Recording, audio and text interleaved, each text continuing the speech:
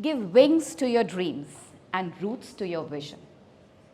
Everybody wants to fly above and beyond. How do we do it? We've had a lot of TED Talks since morning, your pep talks. But do you know that education is the backbone of everything you do in life? How do you understand education? Formal, vocational, skill-based? No. Education is whatever we learn.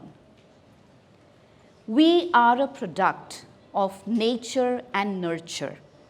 Nature, genes, how tall we are, how fair, how dark, curly hair, beautiful eyes, blue-eyed, right?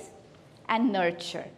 Nurture means the way we are brought up by our parents, right from the time you are in the womb of your mother, you start being affected. So, nurtured through your parents, extended family, school, college, society, do not forget, your self-learning is also a part of nurture. How many of you believe in self-learning? A very few of you. I would urge you to learn. Telling upon my example, when I was to get married, just 3 weeks before that, I met with a fire accident. A fire accident, 8 feet high was the fire. I was wearing a butter silk lacha, and you know how fast will it catch fire. God has better plans, bigger plans. I was wearing a jeans underneath. And at our times, jeans were very thick, cotton churidar jeans. The hospital was right next to the banquet where I caught fire. There was an armed personnel who would normally never be there, but that particular day, my dad had requested him to be there. He was just there for one single day. He rolled me down. The hospital was just there. In the party, there were people, there were doctors who could get me through. Because as sir would know it, without registering a complaint, you will not get any medical service for such conditions. Isn't God great? Are there larger plans in life? For 2 years, I kept thinking. I was getting married to a boy of my choice. Both the families were so happy. I was decently beautiful. The boy was decently handsome, well-placed socioeconomically. What else could you ask for? But I think God wanted me to introspect and understand He is, or that superpower, whatever it is, nature, something different that we don't know, our subconscious, I cannot really name it. He wanted me to introspect on the larger understanding of life. And I remember I used to cry whenever I used to go to a wedding because all those dreams were unfulfilled. And my husband told me one day, "Why do you cry? Do you want to lose on these moments also?" And that was the day I thought moving forward is the only thing in life. I knew that. I was brought up in a very strict disciplinarian family. My father was in the Indian Foreign Service, a die-hard patriot. I was made in London for 7 months and brought back to India. And the 21st day, I am getting born in India because my father doesn't want his child to be born in London. He's taking a special nurse, and he's probably taking a doctor on board, whatever were the specifications, and here I am born in India. But that probably led me to a beautiful feeling of patriotism. I don't mind telling my students and even telling my fellow beings, hello, if this is where we can improve, let's do it. We do not only need to make our India proud, but we need to be proud ourselves, and that can only happen when we are doing the right thing, not just the best thing, because that best may not be the required best. So coming back to the larger plan in life, education, you will say, ma'am, why education? The day you understand education is anything and everything, what if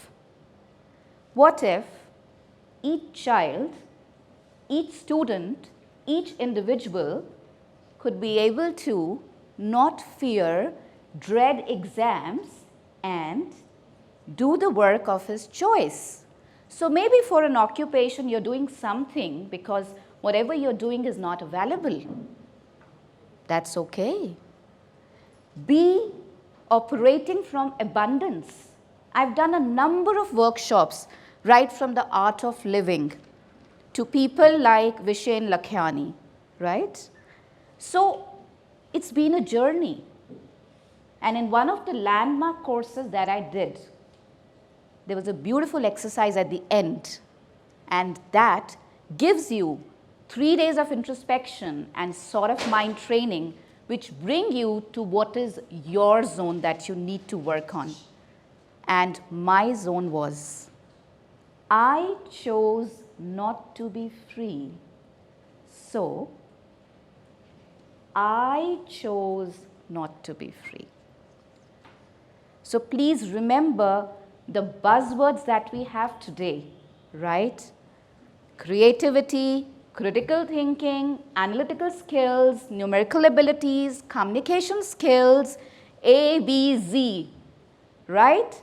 IoT, isn't that what you keep hearing every day, every minute? And sometimes we get a little scared, a little skeptical. Hey, I'm not good in science. Where do I land up? I cannot be doing a job. No. These are all competences, abilities based on your IQ. That is your intelligence quotient. There are a few abilities that are listed under it. There are multiple intelligences that we are born with, and we can probably make them better by practice. So if you cannot get into the science or cannot be a CA, do you think you're useless? Do you think all the education has gone in vain? No. We have things like EQ, so emotional intelligence. 75% of the employers feel that their incoming incumbents are not adequately skilled, and that is just not the technical skills. They're also talking about the soft skills. So please understand, can you be the change? Can you be the change? I would like to take a very beautiful example. Standing in Ludhiana, land of Punjab, right? We have gurudwaras. We have mandirs also. We have churches also. We have mosques also. What is so beautiful about the gurudwaras? They are the change they want to be. Be the change you want to be. And if you do not be the change, the water which keeps stagnated doesn't work. It gets bad, worse, worst. But the water which is flowing, is it the source of life? Is it the source of life? Do you want to be the source of your life? Do you want to be the source of life, help, love, compassion, empathy for your parents, for your friends, for the society? Do you want to be proud of yourself? Yes. Lastly, all the people who are here are just not students. We have parents, we have policymakers, we have teachers, we have budding entrepreneurs. Please understand, education cannot be the baby of a single mother. I have been into education for over 30 years, actively for 25 years. To bring holistic education in place, right? The WHO says being healthy doesn't just mean absence of disease or infirmity. It means you're physically, mentally, socially well, happy, and healthy. And I would add to it emotionally and psychologically and spiritually too. Because when we don't understand logics, it's the God's larger plan. And that is the time we need to understand. So I request all the policy makers, all the teachers, all the principals, the students, and everyone right here and right wherever you are, to please start taking the onus, the ownership. I would repeat, be the change you want to be. I was heavily disturbed by an excerpt of an intelligent student committing suicide 25 years back. And that made me question, how am I going to lead my education policy in my school, and how can I contribute it for the larger good? So we need to clarify the criterias. I don't want the teachers or the stakeholders or the students to just get 8 on 10 to 110. But how do you get that 2? The criteria should be clear. I make this humble most request to all the stakeholders to please empower our students, love them, empathize with them.